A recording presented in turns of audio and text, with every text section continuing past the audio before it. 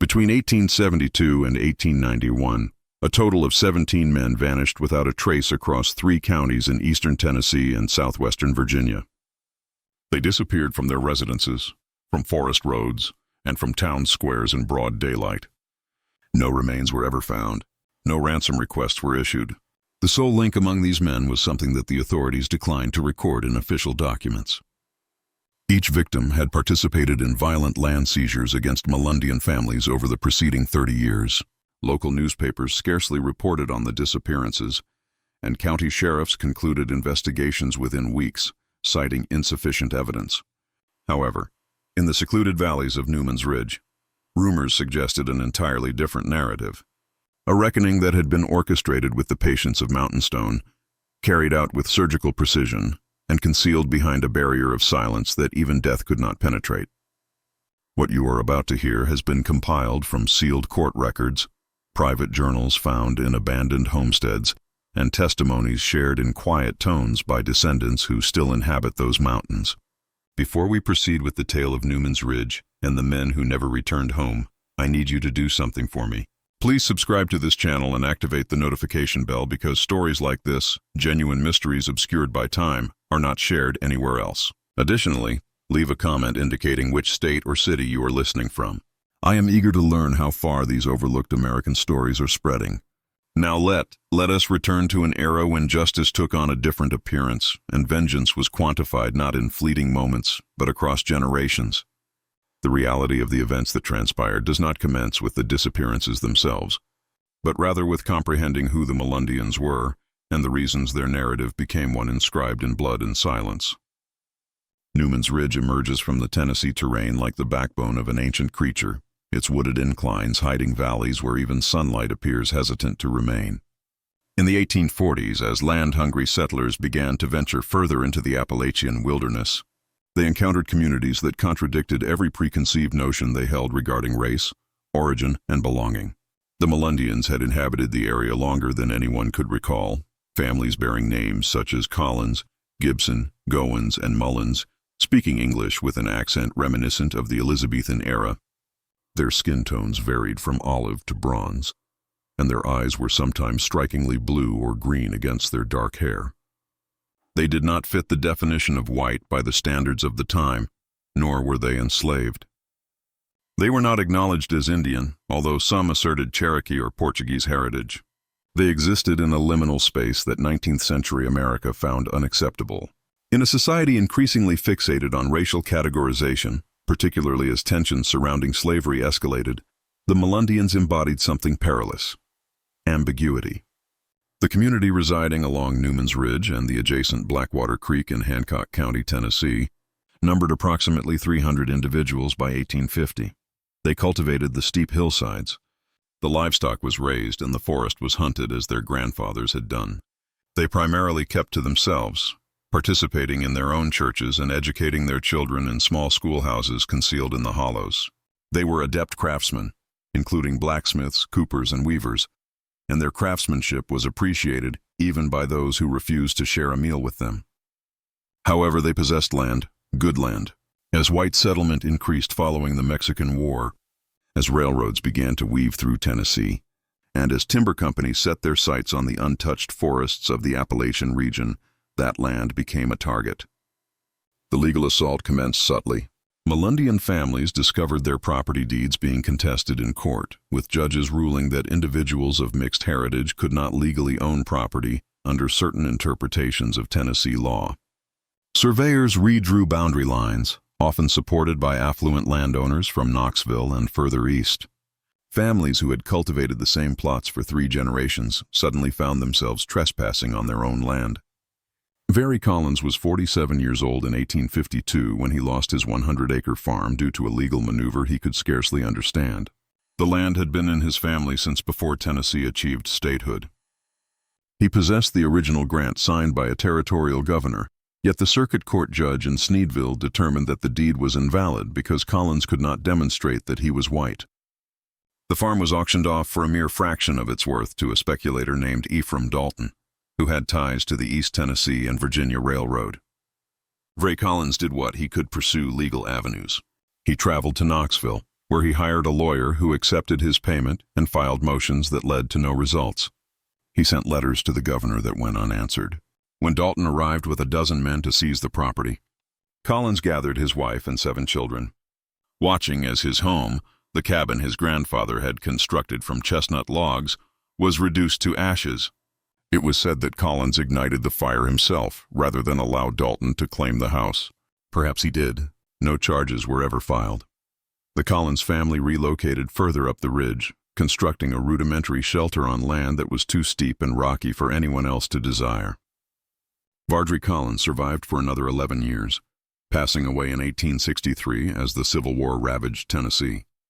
He succumbed to pneumonia, a consequence of years spent in substandard housing. His wife, Rebecca, followed him 6 months later, but their sons retained the memories. Zachariah, the eldest, was 19 when they lost the farm. He witnessed his father's gradual decline, saw the light fade from his mother's eyes. He recalled every detail of that fateful day: the smirk on Ephraim Dalton's face, the names of the men who executed the eviction, and the way the flames devoured everything his family had built. Zachariah Collins was not alone in his recollections. Between 1852 and 1865, as the nation was torn apart by the issue of slavery, at least 40 Melungeon families in Hancock County and the adjacent Lee County, Virginia, lost their land through similar legal injustices. The Civil War scarcely affected them. These remote valleys were not deemed to hold significant strategic importance by either Union or Confederate forces. However, the war facilitated even more aggressive land acquisitions.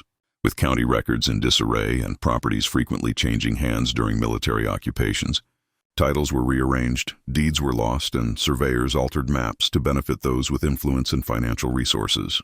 In 1859, a timber company from Rogersville acquired 30,000 acres in the area, much of which had been occupied by Melungeon families for generations. The company employed a mix of legal coercion and blatant intimidation. Homes were set ablaze. Livestock was either driven away or killed.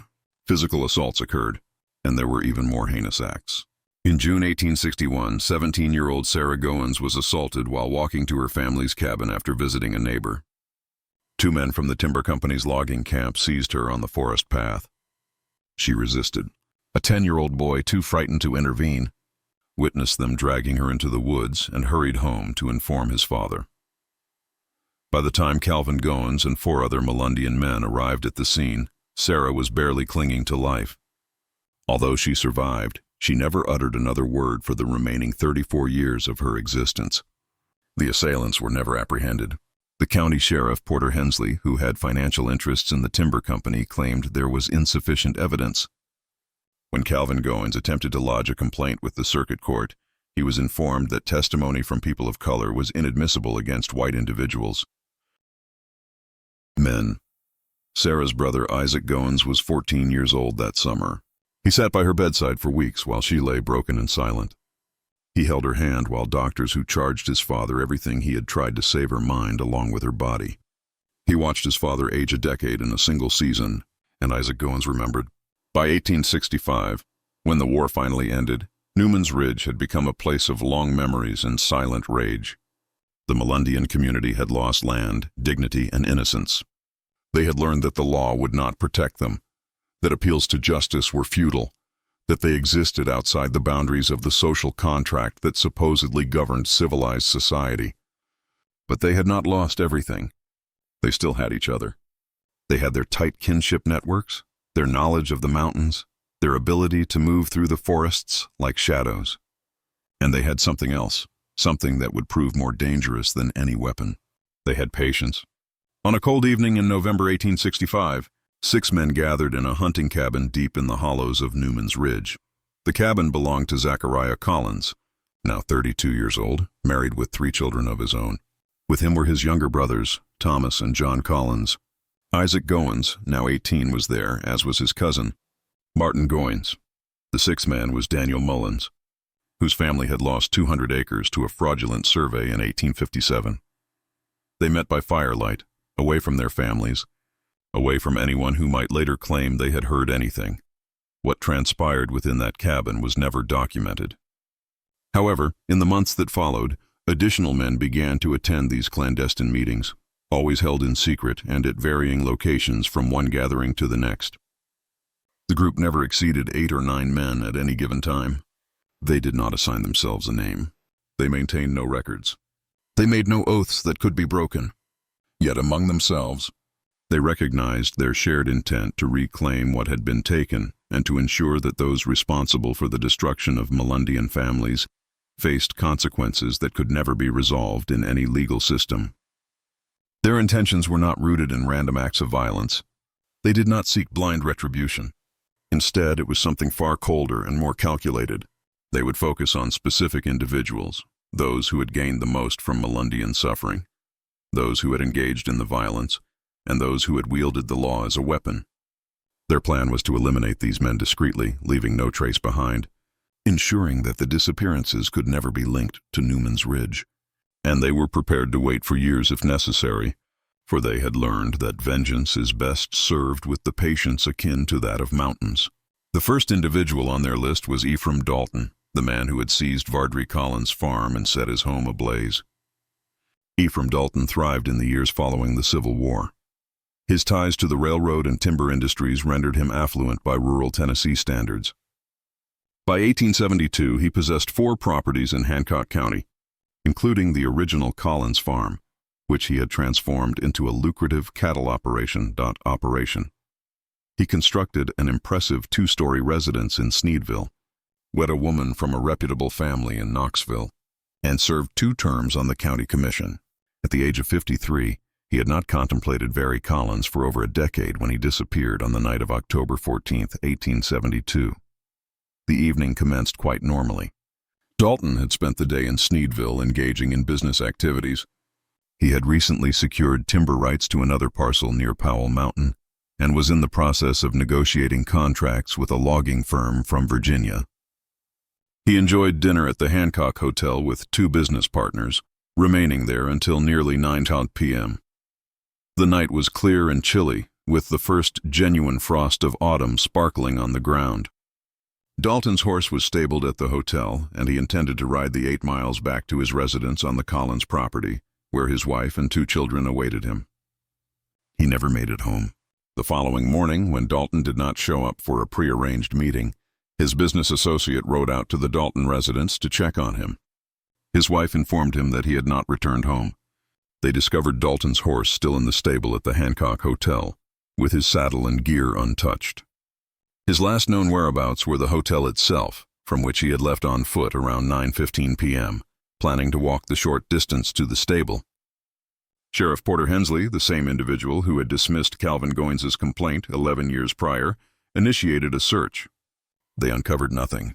No body, no indications of a struggle, no blood, and no witnesses who had observed anything out of the ordinary. Dalton had simply. The existence of the individual ceased between the hotel entrance and the stable, covering a distance of approximately 100 yards along Sneedville's main thoroughfare. Numerous theories emerged, including robbery. However, nothing was stolen. Dalton's wallet, which contained $70 and several banknotes, was discovered in his hotel room. He had not retrieved it prior to his departure. An accident was considered, yet no one appeared in any of the probable locations where a man might fall and perish. Foul play was suspected in connection with his business affairs, although no adversaries could be pinpointed who would gain from his demise. The investigation extended over a period of 2 weeks before Hensley deemed the case an unexplained disappearance. Dalton's spouse inherited his assets. Life continued as usual. However, on Newman's Ridge, a shift had occurred. A sense of stillness enveloped the Melungeon community, characterized by a vigilant anticipation. When news of Dalton's disappearance reached the dispersed cabins and farms, the residents spoke little. They continued with their daily tasks. They cared for their children. They posed no inquiries. Only Zachariah Collins, now nearly 40 years of age, permitted himself a moment of private contentment. He stood on the steep slope where his family's modest cabin was situated, gazing down toward the valley where his grandfather's farm had once thrived. He reflected on his father, who had been deceased for 9 years. He contemplated his mother, interred beside him in the small graveyard where Melungeons laid their deceased. And he pondered how certain debts require a lifetime to settle, yet they inevitably come due. The subsequent disappearance occurred nearly 3 years later, in August of 1875. The individual in question was a man named Tobias Fletcher. Fletcher had served as one of the surveyors responsible for redefining property boundaries in the late 1850s, employed by the Rogersville Timber Company. His surveying activities had resulted in the displacement of at least 7 Melungeon families, including the Mullins clan. Fletcher was recognized for his precise work and his utter lack of compassion for those who lost their land. When a newspaper reporter once inquired about his feelings regarding the families affected by his surveys, he responded, "I draw lines where the law and mathematics dictate. I am not concerned with who stands on which side of those lines." By 1875, Fletcher had retired from surveying and was running a small general store in Jonesville, Virginia, just across the state line from Hancock County. At the age of 61, he was a widower and resided alone in the rooms above his store. He vanished on a Saturday evening after closing his shop. His body was never discovered. The store was locked from the inside, the cash drawer remained untouched, and his living quarters exhibited no signs of disturbance. It was as though Tobias Fletcher had been completely erased from existence. The Lee County Sheriff initiated a brief investigation. However, lacking evidence of a crime and a body, there was little to pursue. Fletcher had no immediate family, and few mourned his death. The store was sold to settle his debts, and within a year people struggled to recall precisely when he had disappeared or why anyone had cared. On Newman's Ridge, Daniel Mullins planted an apple tree that fall. It was a healthy tree grafted from old. The stock would yield benefits for many years to come. Mullins never disclosed the reason for planting it that specific autumn, yet he nurtured it with exceptional diligence. Years later, he would find solace beneath its shade, reminiscing about the land his family had lost and the individual responsible for the boundaries that took it away. The disappearances persisted, albeit without any discernible pattern. This irregularity contributed to the challenges in establishing connections, making it easy to dismiss them as unrelated events spanning 2 states and several counties. Months and at times years would elapse between each disappearance. The victims appeared to share no commonalities, varying in age, profession, and residence. However, they did possess a shared history, if anyone had taken the time to examine it closely. Each man had, at some point between 1850 and 1865, been involved in the dispossession or mistreatment of Melungeon families. They had all thrived from their actions, and each vanished so thoroughly that not even their remains were ever discovered. In March 1878, Benjamin Chadwick disappeared while journeying between Kingsport and Rogersville. Chadwick had served as a deputy sheriff in the 1850s, recognized for his zealous enforcement of eviction orders against Melungeon families. He was known to assert that the Ridge people needed to understand their position or be instructed accordingly. In November 1880, Samuel Pritchard went missing from his farm near Cumberland Gap. Pritchard had overseen the logging team that forcibly removed 3 Melungeon families in 1862, justifying their actions by claiming the families were trespassing on timber company property. One of those families had included a young woman named Martha Collins, who was Zachariah's cousin. Tragically, Martha and her 2 children perished the subsequent winter due to exposure and starvation. In June of 1883, Leonard Garrett disappeared while fishing in the Powell River. Garrett had previously served as a magistrate in Hancock County during the late 1850s, where he had authorized numerous property transfers that dispossessed Melungeon families of their land. His fishing gear was discovered on the riverbank, but his body was never found. With each disappearance, the investigation adhered to a consistent pattern: brief, perfunctory, and ultimately unproductive. Sheriffs and magistrates would conduct the necessary inquiries, find no signs of foul play, and subsequently close the cases. If anyone observed that the victims were all linked to the Melungeon dispossession from decades prior, they refrained from mentioning it in official documentation. However, the public was aware. In the taverns of Sneedville and Jonesville, in the timber camps and railroads, men began to murmur. They discussed retribution, the avenging of past injustices, and the Ridge people reclaiming what had been taken from them. Some dismissed these notions as absurd. They believed the Melungeons were too passive, too downtrodden, and too dispersed to orchestrate any form of systematic revenge. Others, however, were less certain. They recalled the quietude of Newman's Ridge. the manner in which Melungeon men observed without appearing to observe, and how information circulated through those mountains without any apparent communication.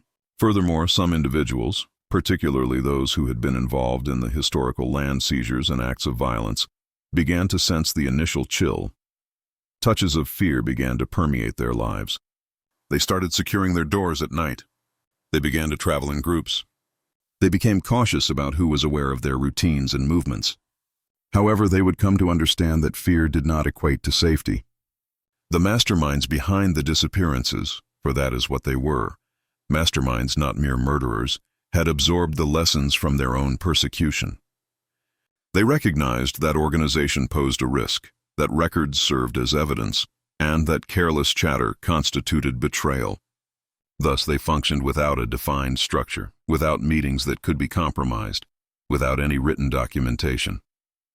The approach was striking in its simplicity. A man would be selected, his habits scrutinized for months or even years, not by a solitary observer who might attract attention, but by the community as a whole.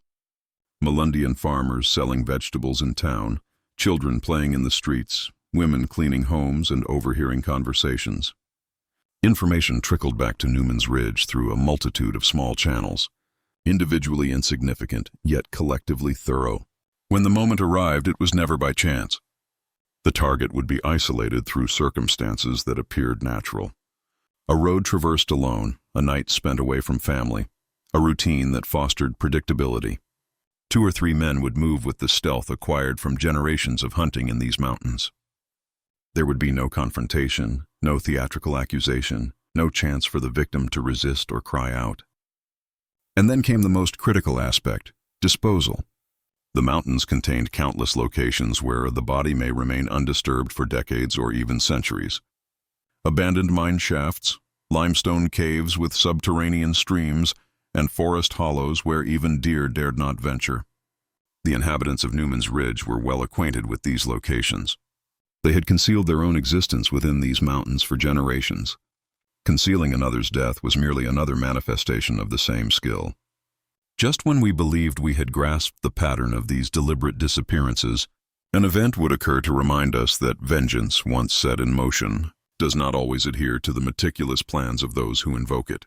If this narrative sends shivers down your spine, please share this video with a friend who enjoys dark mysteries. Press that like button to support our content, and do not forget to subscribe to ensure you never miss stories like this. Let us explore together what transpires when the distinction between justice and murder becomes too indistinct to discern. What transpired next would demonstrate that even the most meticulously orchestrated revenge can elude the control of those who believe they wield it. By the year 1885, 13 men had vanished under circumstances that defied explanation. The authorities in eastern Tennessee and southwestern Virginia had begun to acknowledge, albeit with reluctance, that something systematic was taking place. However, this acknowledgement did not equate to comprehension or effective investigation. The issue lay with the evidence, or rather the complete absence of it.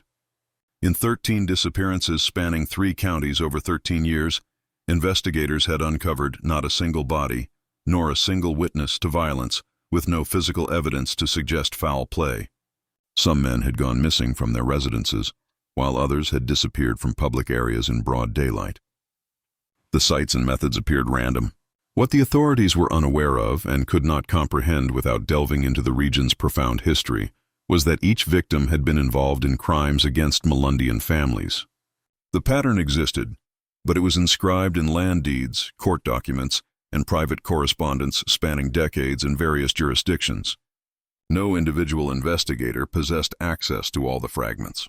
Even if they did, the societal biases of the time would have hindered the recognition of the Melungeons as anything more than an indistinct mixed-race group of little significance. However, a few individuals began to discern the pattern. Among them was a young attorney named William Shepherd. Shepherd, who had been raised in Knoxville, relocated to Rogersville in 1883 to establish his legal practice. He was 31 years old, ambitious and astute enough to understand that unique cases could enhance his reputation. When the widow of Samuel Pritchard approached him in 1885 to have her husband declared legally dead so she could manage his estate, Shepherd consented to take on the case. In preparing the death declaration, Shepherd needed to document the details surrounding Pritchard's disappearance. This prompted him to examine the sheriff's investigation file, which was sparse but included one intriguing detail. Pritchard vanished shortly after he received a menacing letter. Investigators had dismissed the letter as the work of a crank, yet Shepard managed to obtain a copy from Mrs. Pritchard. The letter was brief and unsigned. "You took what was not yours to take. You burned what you had no right to burn. Debts that remain unpaid do not simply vanish, Mr. Pritchard. They only accrue interest." Shepard found the phrase, "You burned what you had no right to burn," particularly intriguing. It implied that the writer possessed specific knowledge about Pritchard's past. A bit of investigation into Pritchard's background uncovered his involvement in the 1862 evictions and burnings in Hancock County. This revelation led Shepard to reassess the other disappearances with a new perspective.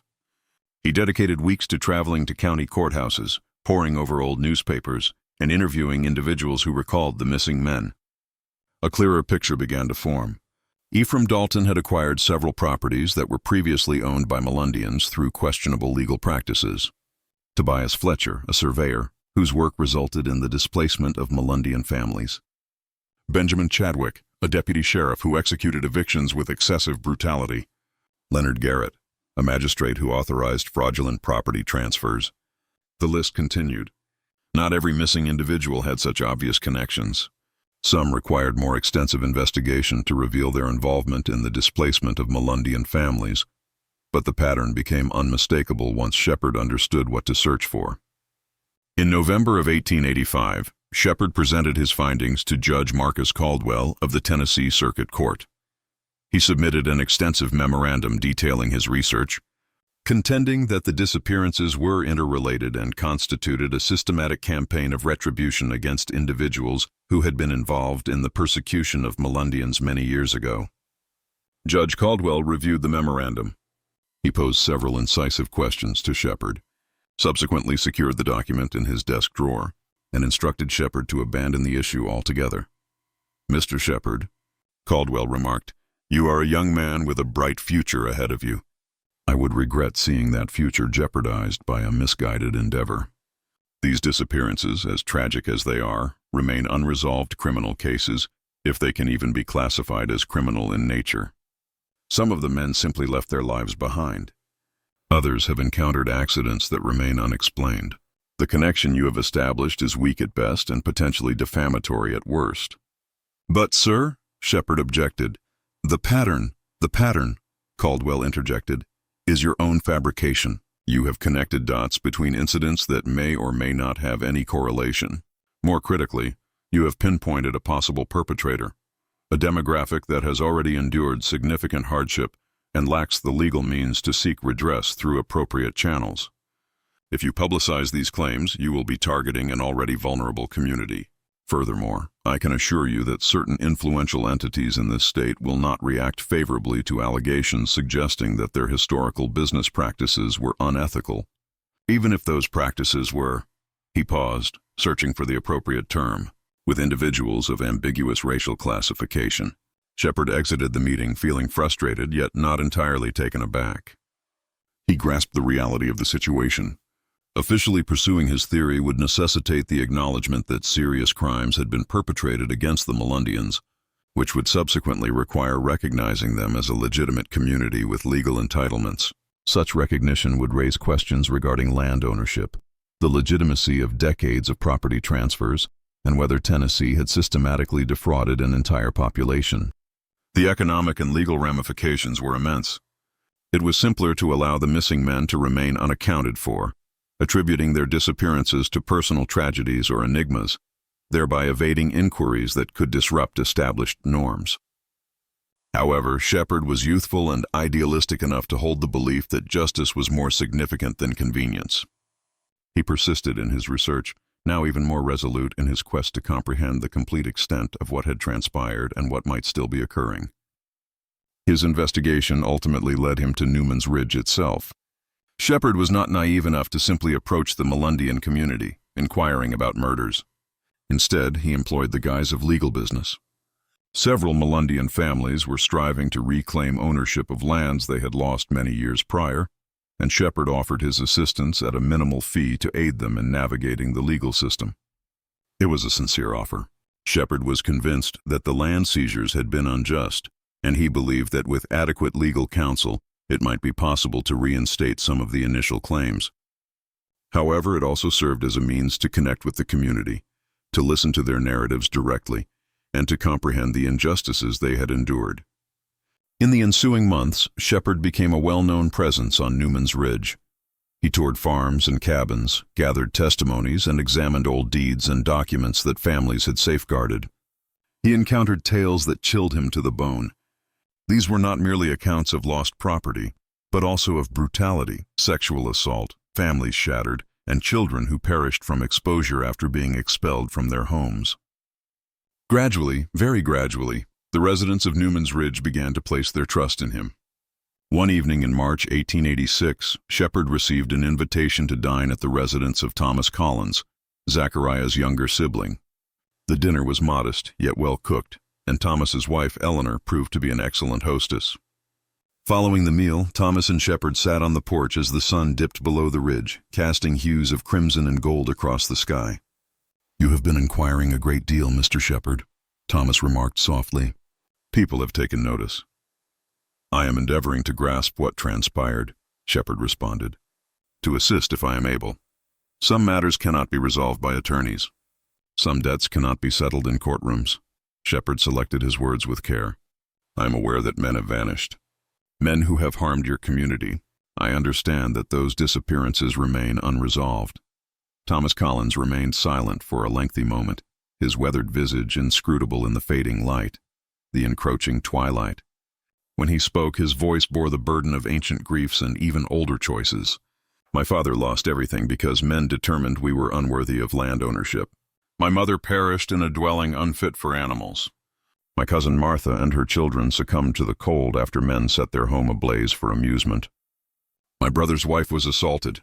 She never uttered another word after the atrocities inflicted upon her. These events transpired, Mr. Shepard. They occurred to real individuals, to families with identities and legacies and dreams. And no one faced consequences. No one even attempted to intervene." "I comprehend," Shepard replied gently. "Do you?" Thomas turned to meet his gaze directly. "Do you grasp what it signifies to witness your father perish from a shattered spirit? To be aware that the men who ruined him are thriving? To come to the realization that there exists no law, no court, no authority that will ever deliver you justice?" "No," Shepard conceded. "I suppose I do not genuinely grasp that. However, I recognize that what was inflicted upon your people was unjust. I acknowledge that the law failed you. I understand that when institutions falter, individuals seek alternative means to restore balance." Thomas regarded him for an extended moment. "You are posing perilous inquiries, Mr. Shepard, inquiries that could lead to revelations you may not wish to confront." "I am not seeking to prosecute anyone," Shepard stated. "I aim to comprehend and perhaps to ensure that the events that uncovering truths can be a delicate matter. Should you stumble upon information that is better left undisclosed, I assure you, I will keep it to myself." "I give you my word." A prolonged silence enveloped them. In the distance, an owl hooted and the wind rustled through the trees, resembling faint whispers. "My brother Zachariah may be open to conversing with you," Thomas eventually remarked. "He possesses a remarkable memory. However, you must grasp that if he shares anything with you, it will not be a confession. It will not serve as evidence. It will merely be one individual recounting a tale to another. Do you comprehend the distinction? I do. Therefore, I shall engage him in conversation. If he consents, someone will locate you and escort you to a venue where you can converse. However, Mr. Shepard, regardless of what you hear or what you come to accept, you must recognize that certain matters are best left unexplored, not due to the shamefulness of the truth, but because the truth can be a weapon, and when wielded by the unworthy, it inflicts greater damage than the original injuries it was intended to rectify. 3 days later, a young boy from Melungeon encountered Shepard in Sneedville and informed him that an individual wished to meet him at an old hunting cabin situated on the ridge. Shepard trailed the boy through the woods for nearly 2 hours, ascending higher into the mountains than he had ever ventured before, until they arrived at a clearing where a modest log cabin was nestled among ancient trees. Zachariah Collins awaited him. At the time of their meeting in that secluded cabin, Zachariah Collins was 53 years old. He was tall and slender, with silver threading through his dark hair. His eyes appeared to assess everything they gazed upon. His hands bore the calluses of a lifetime spent in labor, yet when he finally spoke, his voice was articulate and exact. Despite the many losses endured by the Melungeons, their pride in language and education remained intact. "Mr. Shepherd," Zachariah remarked, indicating a rough wooden chair, "my brother has informed me that you are trustworthy. I sincerely hope this holds true for both of us. I assure you, I will not betray any trust you place in me." "Confidence," Shepherd replied as he settled into the chair. "A fascinating term. It implies trust, yet also hints at secrets. I suppose that is fitting." He poured 2 cups of water from a clay pitcher. "Tell me, Mr. Shepherd, what is your understanding of justice?" "I am aware that it is meant to be blind. It is intended to be equitable under the law. Indeed, it is meant to be. However, we both recognize that theory and reality often diverge significantly, especially concerning individuals like my own." Zachariah took a sip from his cup. "At the age of 19, I witnessed my father lose everything he had worked for. I observed him exhaust every legal avenue to reclaim what had been taken from him. I saw him spend his last dollar on attorneys who submitted motions that were never acknowledged by judges who had already determined that individuals like us had no standing in the eyes of the law. I watched him pass away, destitute and broken, on land too steep for proper farming, in a shelter that scarcely protected against the winter winds. I have heard similar accounts." Shepherd said with caution, "Have you? How many narratives, Mr. Shepherd? Can you identify 40 families? 50, because I can. I can recount their names, their backgrounds, what was taken from them, and who was responsible for the taking. I can share stories of children who perished from exposure, women who faced assault, men who were beaten or killed when they attempted to resist. I can convey these accounts because I have dedicated 30 years to remembering them, documenting them, and ensuring they would never fade from memory, even if they could never receive official recognition." Zachariah rose and approached a wooden chest situated in the corner of the cabin. He opened it and retrieved a leather-bound journal filled with pages. He set it on the table between them. "This is a record," he stated. "Names, dates, properties, crimes, everything that was inflicted upon my people from 1850 to 1865. I have maintained it since I was 20 years old. Each time I discovered another family dispossessed, another individual harmed, I documented it. Not for any legal reason. I had no misconceptions about the law, but because I believed that truth holds value even when it lacks power." Shepherd opened the journal with care. The pages were filled with neat handwriting, each entry meticulously dated and detailed. He recognized names: Ephraim Dalton, Tobias Fletcher, Samuel Pritchard, all the men who had vanished, alongside descriptions of their actions against Melungeon families. "This is remarkable," Shepherd remarked. "This could serve as evidence." "Evidence of what?" Zachariah interjected. "Of crimes that no court would initiate legal action. Regarding theft that received state approval. Mr. Shepherd, that journal does not constitute evidence. It merely serves as a record of anguish. How you interpret it is your own matter." Shepherd persisted in his reading. The entries were harrowing in their collective detail. Each separate incident might appear trivial when viewed alone. A questionable survey here, a contested property line there. But collectively they illustrated a picture of systematic devastation of an entire community. Then Shepherd observed something else. In the margins of specific entries there were small notations, simple symbols resembling crosses or check marks. He flipped through the pages and discovered that 13 entries featured these notations. Each marked entry was linked to a man who had vanished. Shepherd felt his throat constrict. He glanced up at Zachariah Collins, who was observing him with an expression that betrayed nothing. "I see you have noticed the marks," Zachariah said softly. "What do they signify?" "They signify that certain debts have been settled not through the courts, not through legal means, but settled nonetheless." Zachariah took a seat across from Shepherd. "Allow me to share a story, Mr. Shepherd. It is merely a story, you understand, not evidence, not a confession, just words exchanged between 2 men in a cabin on a mountain." Zachariah spoke for almost an hour. He recounted how, in the years following the war, a small group of Melungeon men made a pivotal decision. They concluded that if the law would not safeguard them, if society had relegated them beyond the reach of justice, then they would establish their own, a unique form of justice, not characterized by random violence or blind vengeance, but rather by calculated retribution against those who had most grievously harmed their community. He recounted how they sometimes waited for years until the opportune moment arrived. They studied their targets, learned their routines, and identified moments of vulnerability. They acted with precision and care, ensuring that no evidence would ever trace back to Newman's Ridge. We were patient, Zachariah stated. Patience was arguably our greatest weapon. These individuals believed they had evaded justice for their crimes. They became complacent. They ceased to be vigilant. And that was when we took action. How many were involved? Shepard inquired. That is a perilous question, Mr. Shepard. Let us simply say that it was more than one and fewer than you might assume. The elegance of our method lay in its minimal need for organization. A man would be selected. Information would be collected. An opportunity would arise. 2 or 3 individuals would take action. The remainder of the community remained unaware of any specifics.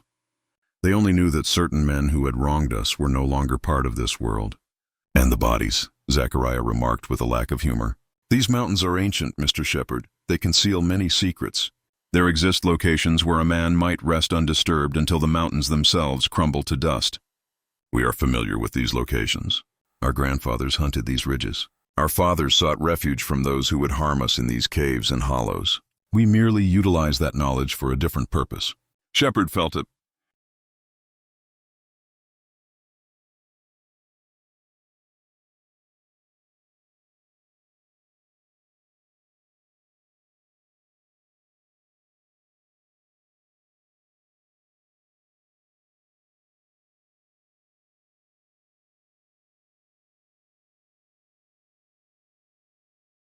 The chill that enveloped the cabin was unrelated to the temperature within.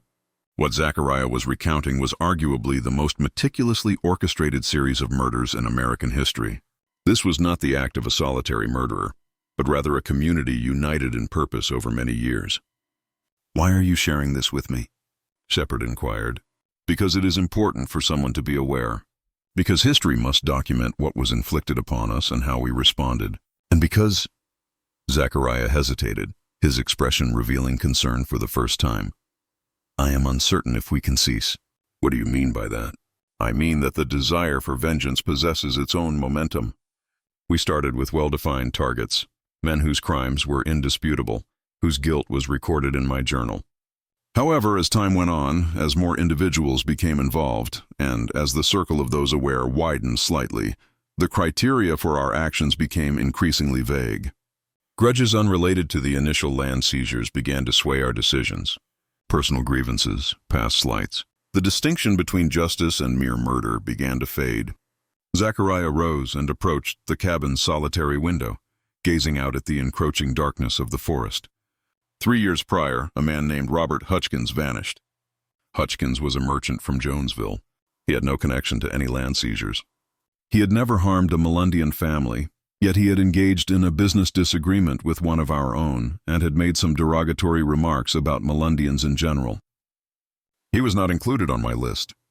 He should have remained untouched, yet he disappeared all the same. Who was responsible for his abduction? I cannot say. And that uncertainty is what terrifies me. I am Mr. Shepard. We functioned without a defined structure or hierarchy, specifically to prevent leaving any evidence behind. However, this very absence of structure means I cannot oversee the actions taken in the name of our community. Others may have assumed responsibility for the work, individuals who do not grasp the original intent, who perceive only the cycle of vengeance and wish to perpetuate it for their own motives. Shepard absorbed this insight. Are you suggesting that some of the disappearances might not have been warranted? I am expressing my concern that we have established something beyond our control. A cycle of violence that has gained its own momentum. Furthermore, I am indicating that I am uncertain how to halt it without exposing us all to legal repercussions for actions that were once deemed justified. The 2 men remained silent for an extended period. Outside, night had completely descended, and the forest resonated with the sounds of nocturnal wildlife. What do you seek from me? Shepard eventually inquired. I wish for you to comprehend the entire truth, all of it. The offenses perpetrated against us and the offenses we executed in retaliation. I desire for someone outside our community to recognize that we were compelled to this, that it was not mere brutality but a desperate form of justice.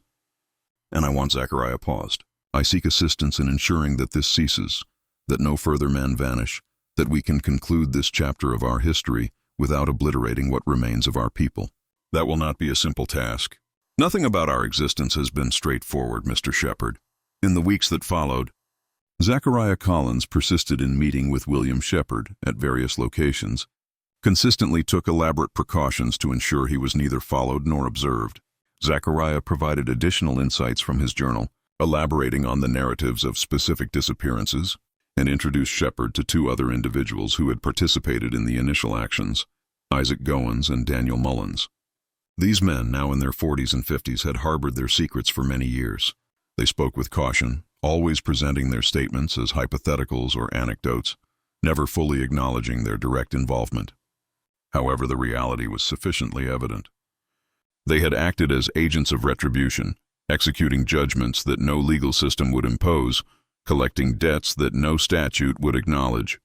They also shared Zachariah's apprehension. The violence had escalated beyond their control. Over the past 2 years, 3 additional men had vanished, none of whom were recorded in Zachariah's documented crimes. The killings, if they could be termed as such, appeared to persist based solely on rumors, suspicions, or personal vendettas. "We must convey a message to our community," Isaac Goins stated during one gathering. "We need to clarify that this is over, that no further actions will be undertaken. But how can we achieve that without disclosing our past actions? How do we halt something that operates in the shadows without illuminating those shadows?" It was Daniel Mullins who proposed a potential solution. "We require someone from outside to investigate one of the disappearances. Not all of them, as that would reveal too much, but one, a recent case. One where the victim was not on our list, where we can honestly say we know nothing about it. If authorities can solve that case, arrest someone, bring them to trial, it might be enough to make people understand that the immunity is over, that there are consequences now." "But who would we sacrifice?" Zachariah asked. "Who could we point investigators toward without implicating the rest of us?" The question hung in the air, unanswered and troubling. The disappearance that would eventually unravel everything happened on a frigid January night in 1889. The victim was a man named Henry Dalton, no relation to Ephraim Dalton, who had vanished 17 years earlier. A schoolteacher from Kingsport, who had recently moved to a small town called Ewing, just across the Virginia line from Hancock County.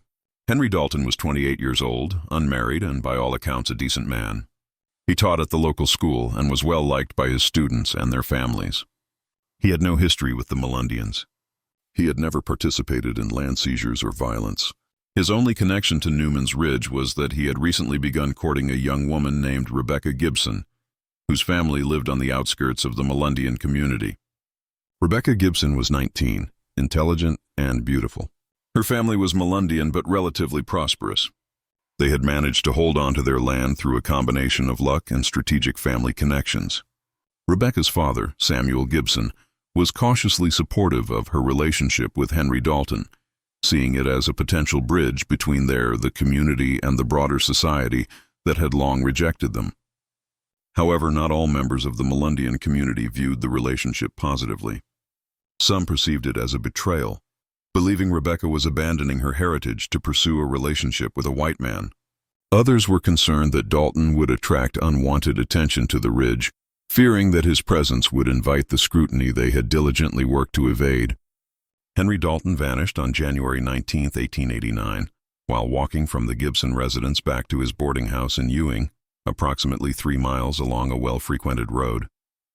He had spent the evening with Rebecca and her family, departing around 9:01 p.m. The night was clear and cold, with a bright moon illuminating the path. He never arrived at his boarding house. 4 days later, his body was discovered in a shallow ravine about a mile from the Gibson property. Unlike previous disappearances, this body was not meticulously concealed. It was not hidden in a cave or mine shaft where it might remain undiscovered. Instead, it was simply dragged off the road and covered with brush, as if the perpetrator had been in a hurry or indifferent to whether he was found. Henry Dalton had been brutally beaten to death. His skull was fractured in several places and his ribs were broken. It was a vicious, extended assault, starkly contrasting with the clean, efficient disappearances that had marked the previous 17 cases. The Lee County Sheriff, a man named Thomas Crawford, approached this case differently than the others. For one reason, there was a body, which provided undeniable evidence of foul play. The murder case presented a unique challenge. Firstly, the victim was a respectable white man who had no apparent enemies or connections to any controversial matters. Additionally, Crawford was relatively new to his role, having been elected just the previous year, and he was determined to demonstrate his ability to solve significant crimes. Crawford conducted interviews with everyone who had seen Dalton that evening. He spoke with the Gibson family, who recounted a pleasant dinner devoid of any tensions or disputes.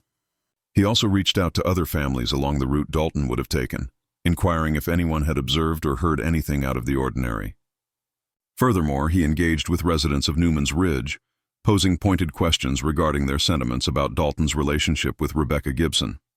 Unfortunately, most individuals provided Crawford with little valuable information. The Melungeons had long understood that engaging with authorities seldom benefited them. They responded to inquiries courteously but succinctly, offering no more information than what was explicitly requested. Nevertheless, Crawford remained tenacious and perceptive. He observed that people appeared anxious when he inquired about Dalton.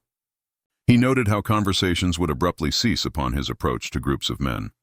Additionally, he discovered that several individuals casually mentioned ongoing disputes within the community concerning Rebecca Gibson's relationship with the school teacher. This led Crawford to concentrate on a young man named Joseph Goins, the nephew of Isaac. Joseph, at 23 years of age, was known for his fiery temperament and had been overheard making resentful remarks about Rebecca's perceived disgrace in associating with an outsider. Multiple witnesses confirmed Joseph's presence on the road that Dalton would have traveled. That night, they had traveled. When Crawford searched Joseph's cabin, he discovered a heavy walking stick that bore what seemed to be bloodstains.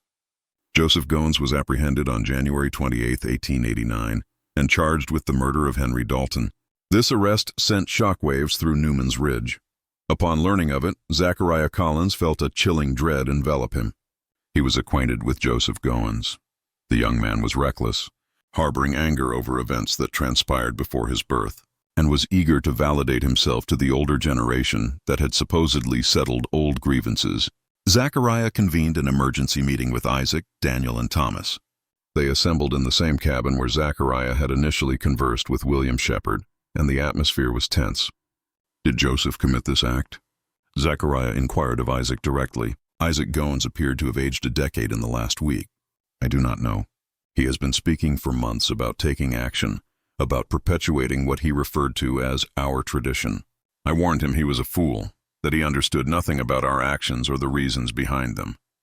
Yet he refused to heed my words. Did you inform him about the others? About Dalton, Fletcher, and the rest? Never explicitly. However, he is not foolish. He grew up listening to whispers and observing men's reactions when certain names were mentioned. He pieced together the information. And now he has taken the life of an innocent man, Daniel Mullen remarked bitterly. A man who had done nothing to us, who was guilty of nothing except loving one of our daughters. We cannot be certain that Joseph is responsible for this, Thomas Collins interjected. The evidence is circumstantial. The evidence is sufficient to condemn him, Zachariah stated bluntly. And when they execute him, they will pose questions. They will seek to understand why a Melungeon murdered a white school teacher. They will investigate our past, our grievances, our motivations, and they will uncover patterns. They will begin to link disappearances that have remained unresolved for 20 years. The men sat in profound silence, each reflecting on the possible exposure of secrets they'd protected for decades. We need to consult Shepherd, Zachariah eventually remarked. He is the sole individual outside our community who possesses the truth, the only one who may assist us in navigating this situation without causing total destruction. William Shepherd, when Zachariah located him 2 days later, was already informed of Joseph Goins's arrest. The case was attracting considerable attention throughout the region. A white schoolteacher allegedly murdered by a Melungeon in what some newspapers were already describing as racially motivated violence. This is a catastrophe, Shepherd stated candidly when they convened. If Goins proceeds to trial, every bias and suspicion regarding your people will receive official endorsement. And if prosecutors begin to examine motive, if they start delving into the history between Melungeons and the surrounding community, they may inadvertently uncover the pattern of disappearances. Can you defend him? Zachariah inquired. Me? I am a property lawyer, not a criminal attorney. I have never handled in the murder case. You are aware of the context. You understand what has transpired against us. You can articulate why an individual like Joseph might have resorted to violence without disclosing our actual actions. Shepard contemplated this. Representing Joseph Goins posed a professional risk. Defending a Melungeon accused of murdering a white man would not gain him favor with potential clients or the legal community. However, Shepard had dedicated months to understanding the injustices faced by this community, and he felt a moral obligation to assist if possible. "I will take the case," he ultimately declared. "But you must provide me with all the details regarding what Joseph said or did in the months leading up to the murder. I need to ascertain whether he committed this act, and if so, the reasons behind it." In the weeks that followed, as Joseph Goin remained in the Lee County Jail awaiting trial, Shepard diligently constructed his defense. He conducted extensive interviews with Joseph and arrived at a disconcerting conclusion. It was likely that Joseph had killed Henry Dalton, although he consistently denied confessing to the act. The killing was not premeditated or systematic like the previous disappearances. It was impulsive and emotional, stemming from a young man who had romanticized tales of ancestral retribution without grasping the careful discipline that had characterized those earlier actions. Joseph had confronted Dalton on the road, and during their argument about Rebecca, he lost control. Yet Shepard also discovered another significant fact. Joseph was not the sole young Melungeon influenced by the hushed narratives surrounding the disappearances. There were others, primarily men in their 20s and 30s, who held the belief that violence against outsiders was a justified reaction to historical oppression. They perceived the earlier disappearances not as meticulously targeted retribution, but rather as a broad license for violence against anyone who posed a threat or insulted the Melungeon community. This was precisely what Zachariah had dreaded. The original group had acted with precision and restraint, focusing solely on those whose crimes were documented and indisputable. However, the subsequent generation had only absorbed the notion of violence, neglecting the rationale behind it. They were transforming calculated justice into indiscriminate vengeance. The trial of Joseph Goins commenced on April 15, 1889, at the Lee County Courthouse. The prosecution, spearheaded by Commonwealth Attorney Robert Finch, presented a clear-cut case. Joseph Goins had killed Henry Dalton in a fit of rage due to Dalton's relationship with Rebecca Gibson. The blood-stained walking stick, witness testimonies placing Joseph at the scene, and evidence of Joseph's public animosity toward Dalton were presented in a manner that was both efficient and effective. Shepard's defense was more intricate. He did not contest that Joseph had been on the road that night, or that he had engaged in arguments with others regarding Dalton. Instead, he constructed a case centered on reasonable doubt and alternative explanations. Regularly, it was evident that Joseph was not the sole individual who could have encountered Dalton that night. More importantly, Shepard provided historical context. Despite the prosecution's objections, he introduced evidence of the systematic persecution faced by Melungeon families over the last 40 years. He presented land deeds, court records, and testimonies from elderly Melungeons recounting the violence and theft they had suffered. His argument was both subtle and compelling. The Melungeon community had ample reasons to distrust and fear outsiders, and while this did not excuse violence, it established a context where tensions could easily rise. The jury deliberated for 2 days. Upon their return, they found Joseph Goins guilty of manslaughter instead of murder. Recognizing that the act appeared to be impulsive rather than premeditated, Joseph received a sentence of 15 years in prison. This outcome was a partial victory. Joseph would not face the death penalty, which had been Shepard's primary objective.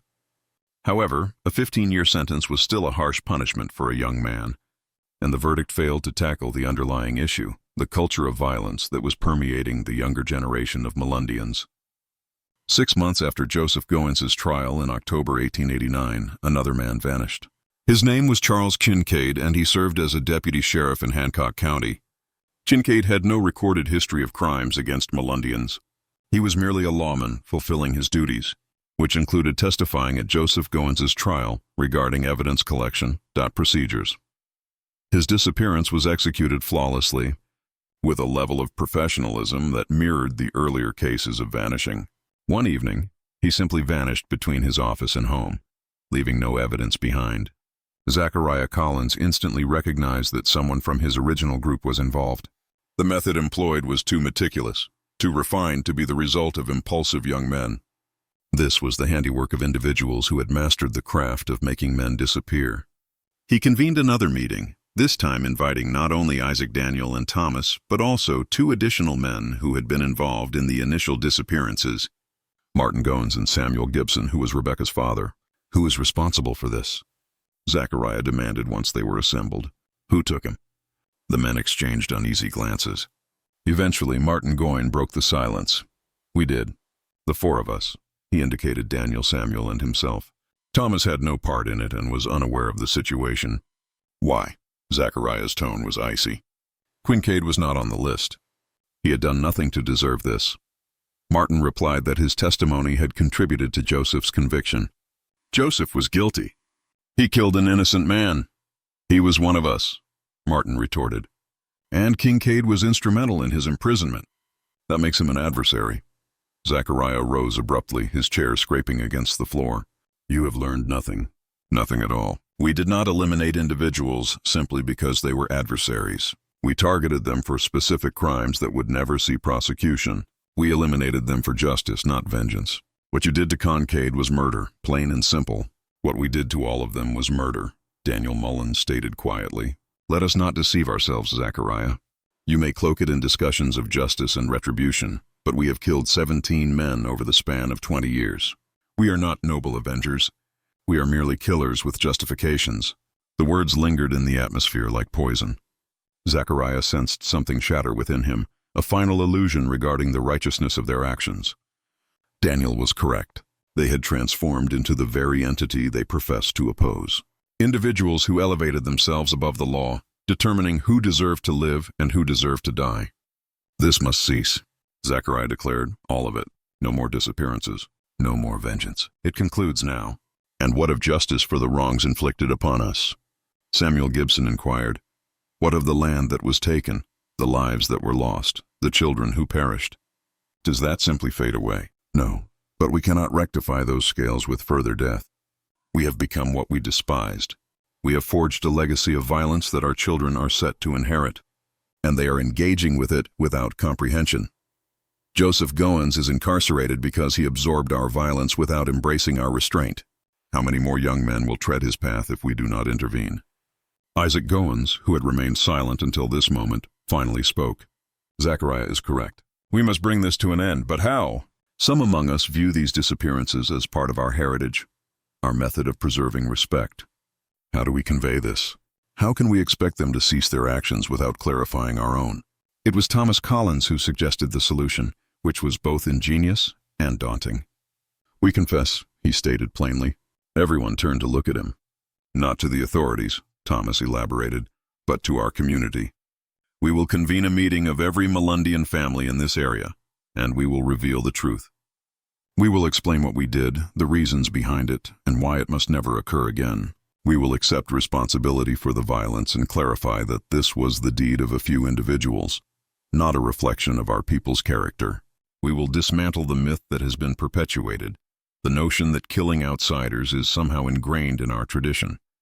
They will despise us, Martin remarked. They will view us as murderers. We are indeed murderers, Zachariah acknowledged, and perhaps we deserve their animosity, but at least our children will not bear this burden. At least the killing will cease. The discussion persisted for hours, yet ultimately they all concurred. The secret had become too perilous to retain. It was destroying the upcoming generation, transforming justified anger into unwarranted violence. The sole method to halt the cycle was to eliminate the enigma, to help people comprehend that what had transpired was not noble vengeance, but desperate violence perpetrated by broken individuals. The meeting took place on November 3, 1889, in a church located on Newman's Ridge. Over 200 Melungeons were present, entire families from elderly grandparents to young children.